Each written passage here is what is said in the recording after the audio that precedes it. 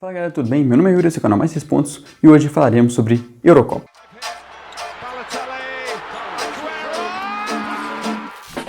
No vídeo de hoje então vamos falar sobre o mata-mata da Eurocopa, analisar cada os jogos então, falar sobre cada um dos times e depois dar o meu palpite sobre quem eu acho que se classifica. E o palpite puramente para entrar na brincadeira mesmo, porque essa fase de grupos me mostrou que é muito difícil prever o tal do futebol. Mas enfim, vamos então aos confrontos. Já começo então com o melhor confronto dessas oitavas de final, entre Bélgica e Portugal. Bom, esse confronto aí envolve a Bélgica, que é um time de muita expectativa, mas que fez uma fase de grupos muito boa. Contra a Dinamarca não foi um grande jogo da Bélgica, mas a Dinamarca tem muitos méritos ali também, e a Bélgica acabou vencendo o jogo no final das contas. Quanto ao Portugal, eu acho que Portugal tem elenco melhor do que o da Bélgica, mas o futebol apresentado não é melhor. Então, esse confronto vai ser muito esse choque de elenco e performance. Portugal, obviamente, tem condições de classificar, mesmo jogando pior, assim como a Bélgica tem condições de classificar com um elenco inferior. Portugal, ele precisa de uma coisa fundamental nessa partida, que é o Rúben Dias jogar bem. O Rúben Dias também vem fazendo uma Euro muito decepcionante, muito abaixo do esperado, e Portugal, para segurar um ataque como o da Bélgica, como principalmente Lukaku e De Bruyne, vai precisar que seu sistema defensivo esteja muito sólido. Então, Portugal precisa que o Rúben Dias esteja em um bom dia. Assim como a Bélgica, o ponto que eu mais desconfio da Bélgica é também a sua defesa. Porque eu acho a sua defesa muito fraca, muito fraca. A partir do momento que o seu melhor defensor no time é o Denayer, é uma coisa assim que você já tem que ter certa desconfiança, porque não dá para você confiar muito nesse cara. Então, eu acho que Portugal tem armas para vencer esse sistema defensivo que eu realmente acho muito frágil da Bélgica. No final das contas, é um confronto muito equilibrado, muito nivelado. É muito difícil de saber qual ponto que vai pesar mais e quem vai conseguir decidir essa partida. Mas o meu palpite é que Portugal vai conseguir se classificar. Vai pesar a qualidade do elenco, vai pesar a qualidade individual e o Portugal consegue se classificar aí. E quanto à Bélgica, se eles conseguirem, mesmo com esse sistema defensivo que eu não gosto, conseguirem segurar Portugal e se classificarem, aí eu posso ser mais convencido por essa geração belga e ser convencido que eles podem vencer essa Eurocopa. O outro confronto, então, aí já temos um favoritismo bem claro, que é entre Itália e Áustria. A Áustria, como eu falei no vídeo anterior, eles fizeram uma fase de grupos de 2 jogos bem fracos, contra a Macedônia do Norte e contra a Holanda, mas o jogo que era importante, o jogo mais decisivo contra a Ucrânia, eles jogaram bem, dominaram a Ucrânia, e conseguiram se classificar, garantir a sua classificação em segundo lugar. E defensivamente a Áustria acabou conseguindo ser muito sólida, isso até mesmo contra a Holanda, a grande favorita no grupo, mas eu acho que isso não vai bastar para a Áustria vencer a Itália, que é a grande sensação dessa Eurocopa.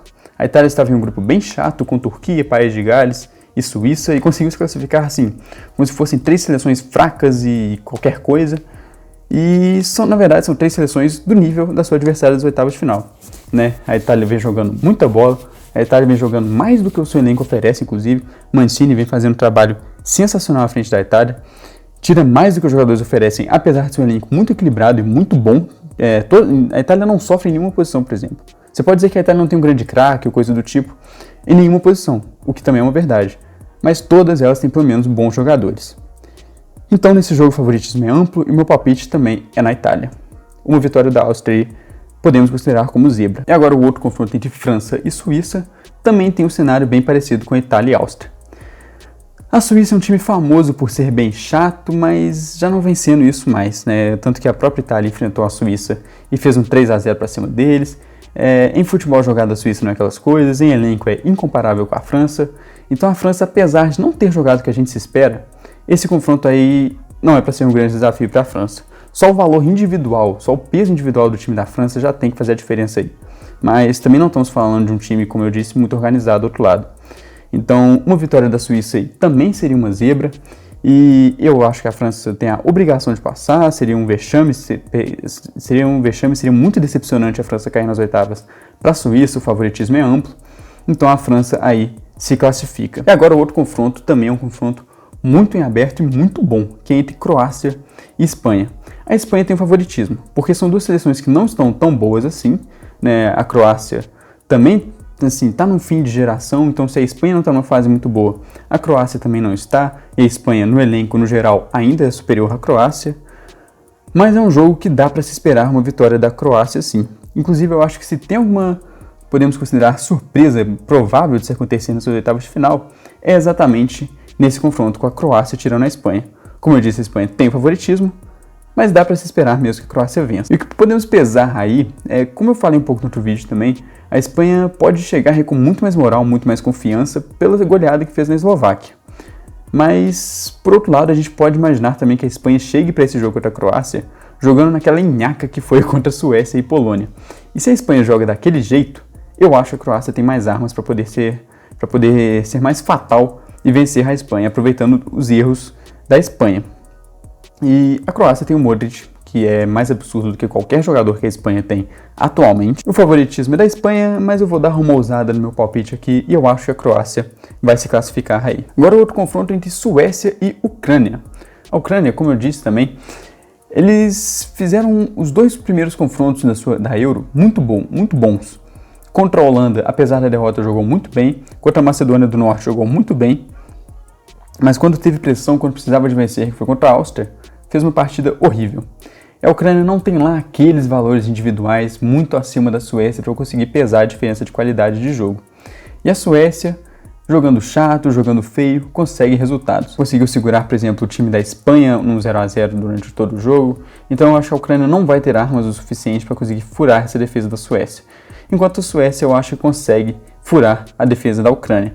Ou seja, temos o favoritismo aí da Suécia, não é um time que me encanta. A Ucrânia, por exemplo, conseguiu jogar jogos mais legais do que a Suécia, mas no final das contas, quando a gente está falando realmente o nível que cada time pode atingir e da qualidade dos elencos, a Suécia é melhor do que a Ucrânia e tem a grande chance aí de poder bater as quartas de final. Repetindo o que fez na Copa de 2018, né, a Suécia conseguiu ir bem na Copa de 2018 e bater as quartas de final, e aí de novo, sem Ibrahimovic, a Suécia fazendo uma grande campanha e tem tudo aí, tem favoritismo, e eu aposto que a Suécia vai vencer a Ucrânia e se classificar para as quartas de final. Agora o outro confronto aí, esse é um jogo muito bom entre Inglaterra e Alemanha. Pelo menos na teoria é um jogo muito bom, porque na prática, se tem a Inglaterra, se tem Southgate, a chance do jogo ser muito chato também é muito grande.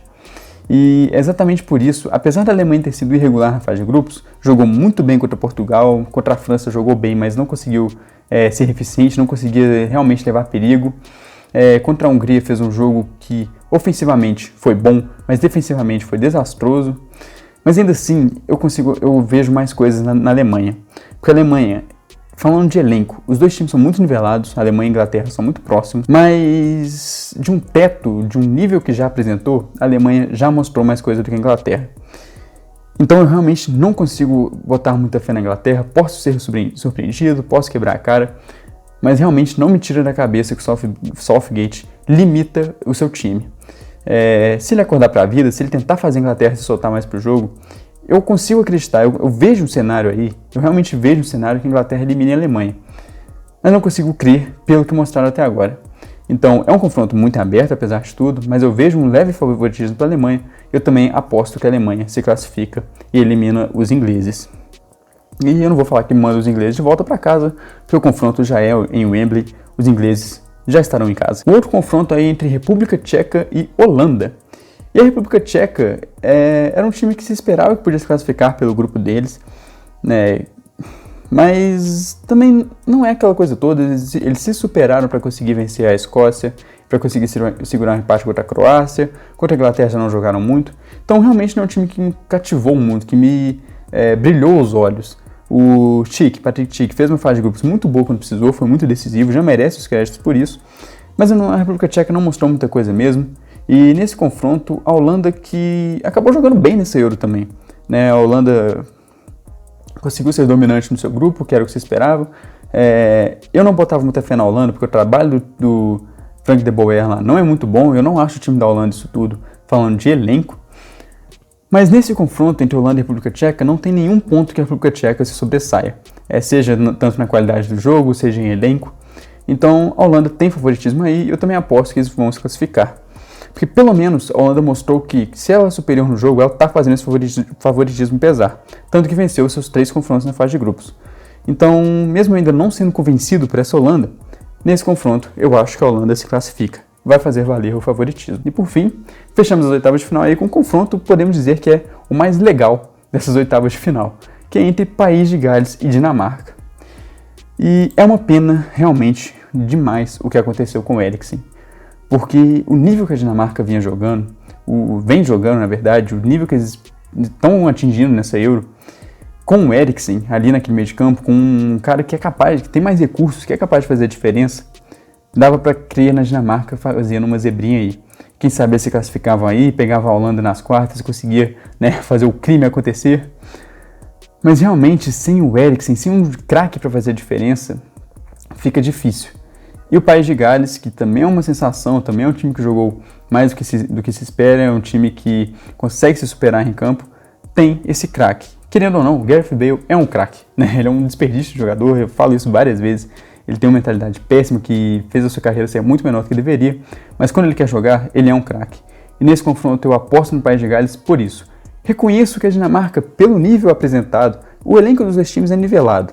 O nível apresentado, a Dinamarca apresentou mais do que o País de Gales. Então eu reconheço que o favoritismo é da Dinamarca. Bem leve, mas é da Dinamarca. Mas eu aposto que o País de Gales classifica por isso. Vai pesar a estrela de Gareth Bale. E também do bom apoio que ele tem com o Ramsey, por exemplo, que nenhum jogador no nível do Ramsey, eu acho que a Dinamarca tenha atualmente. É um confronto realmente muito legal de ver, os dois times underdogs aí, mas que apresentam um futebol bacana. Mas eu acho então o País de Gales, Gareth Bale vai classificar os País de Gales nessa aí. O vídeo de hoje então fica por aqui. Deixe os seus palpites, as suas apostas aqui nos comentários também. Deixe também qual jogo vocês acham que vai ser melhor, qual que vai ser pior. Acabando as oitavas de final, eu volto aqui para falar sobre como foram as oitavas de final e também para falar um pouco sobre como serão as quartas de final. E assim vamos seguindo até o final da Eurocopa. Bom, muito obrigado a todos que estão me acompanhando aí nessa saga de Eurocopa. Deixe o like no vídeo, se inscreve no canal, ative o sininho de notificações. Muito obrigado, até a próxima. Valeu!